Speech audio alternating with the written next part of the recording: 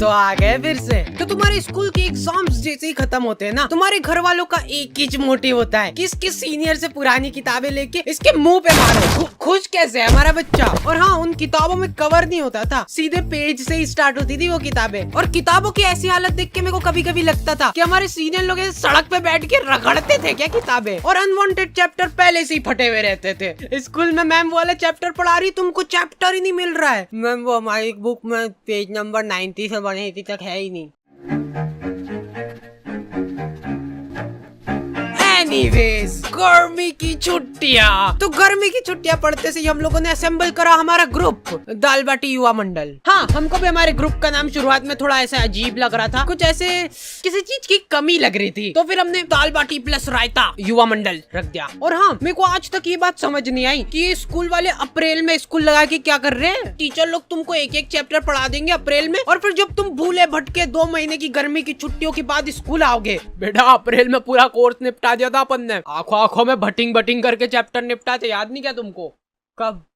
और ये जो गर्मी की छुट्टियों के मजे रहते हैं ना, ये सिर्फ शुरुआत के 5 दिन रहते हैं। उसके बाद तुमको सूझ नहीं पड़ेगी कि करे तो करे क्या। मैं सो के थक जाता था, फिर सो के उठने के बाद मेरे को रेस्ट करना पड़ता था। तो इतनी आलस फैलाने के बाद हम लोगों को ख्याल आया दाल बाटी प्लस रायता युवा मंडल का। अब बात हमारी नहीं रही है, दाल बाटी प्लस रायता युवा मंडल मल्टीप्लाई बाय चूरमा भी कर दे क्या। तो हमारी कॉलोनी में एक बार एक कुत्ते का पिल्ला नाली में गिर गया था। क्या मालूम क्या रो रहा था उसके नाम को। जिन लोगों को नहीं पता है, हमारी कॉलोनी में बहुत ही दयालु लोग रहते थे। ऐसे पूरी कॉलोनी वाले इकट्ठे हो गए नाली के आसपास। वो कुत्ता चिल्लाया जा रहा है और ये लोग हिम्मत नहीं आना, हिम्मत नहीं आना, नहीं मर रहा होगा तो मर जाएगा वो कुत्ता ये सुन के। और कुछ बहुत ही ज्यादा मंद बुद्धि लोग, अरे ये बड़ा वाला बटापन ऐसे अंदर फेंकते नाली के अंदर तो इससे से प्रेशर दबाव बनेगा और वो पिल्ला ऐसे उचक के बाहर आ जाएगा, है कि नहीं?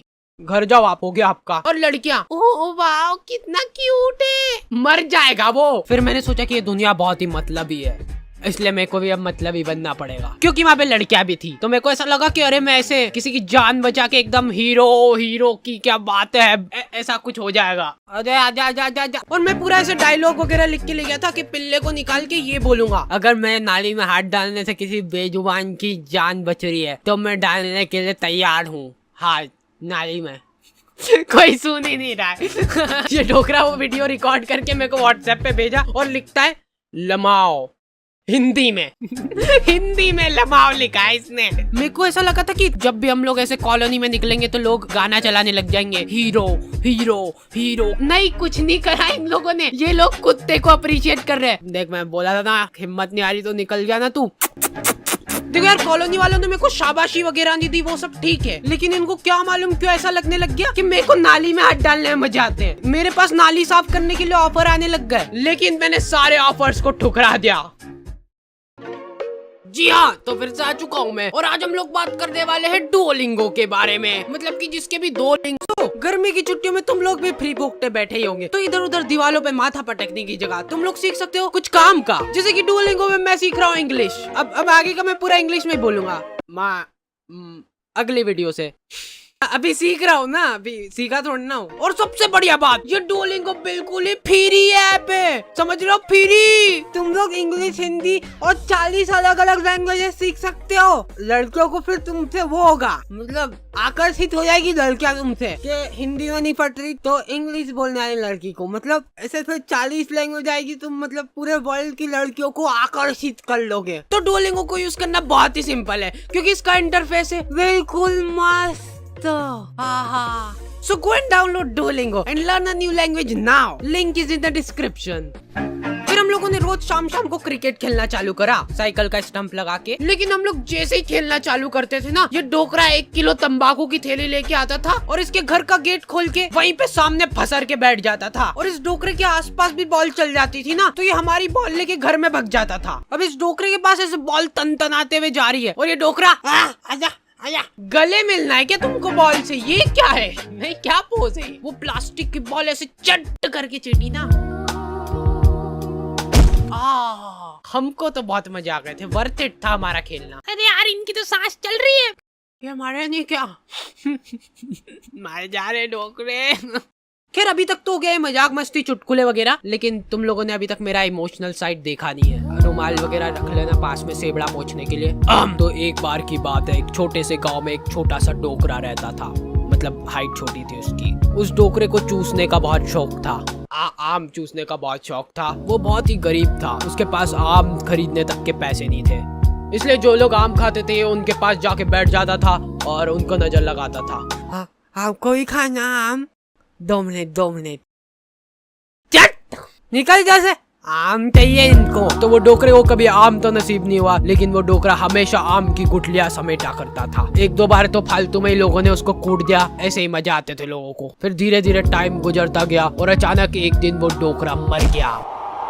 गाँव वालों को उसके मरने पे बहुत खुशी हुई, उन्होंने शादी पार्टी का माहौल बना दिया था, एकदम भोभा कर दिया था बिल्कुल। फिर कुछ सालों बाद उनके गांव में ढेर सारे आम के पेड़ उग गए। तब जाके गांव वालों को समझ आया कि वो डोकरा गुठलियों का क्या करता था। सारे गांव वाले बहुत चक्के रह गए। फिर सभी गांव वालों को अपनी गलती का एहसास हुआ और उन्होंने काटो ये सारे पेड़, फालतू उगा के चल गया यहाँ पे, मरते मरते भी ढंग का काम करके नहीं गया। तो मोरल ऑफ द स्टोरी ये है कि पेड़ काटो।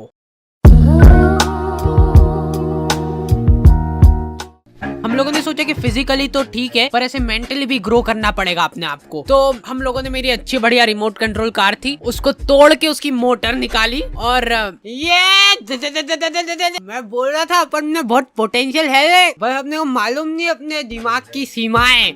और हमारे इधर एक टोपेश नाम के आदमी की किराने की दुकान थी, ठीक है। तुम 24 घंटे में से कभी भी इसके दुकान के सामने से निकलो, इसके 2 लफंगे दोस्त और ये तीनों का मुंह चलता ही रहेगा। ये तीनों ही खा के सामान खत्म करते थे इसकी दुकान का। नहीं पर उन भाभी को देखना एक बार, गौर से देखना एक बार, उनमें है कुछ अलग बात है उनके चेहरे में, ऐसे देख के हो जाता है। अरे नहीं, मैं बता रहा हूँ, आपने अभी उनको बिना मेकअप के देखा नहीं है, लेकिन नेचुरल ब्यूटी भी तो होती है कुछ चीज। भैया ये एक नीम वाली साबुन की टिक्की दे दो। ये लो हाजिर है। भैया ये तो एक्सपायर्ड हो चुका है, देखो। अरे दीदी ये कंपनी वालों से मिसप्रिंट हो गई होगी, बाकी हमको मालूम है ना अभी नहीं हुआ एक्सपायर। ये लो खुश।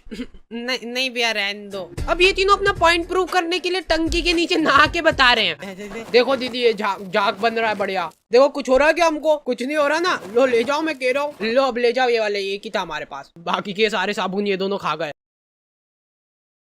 ओके तो दी एंड हो चुका है। और हाँ, इस बार हम लोग बहुत ही स्पेशल चीज कर रहे हैं जो कि आपने कभी पूरे YouTube में नहीं देखी होगी। ये वीडियो के लिए हम लोग रख रहे हैं लाइक एम, जो कि है 2 लाख लाइक।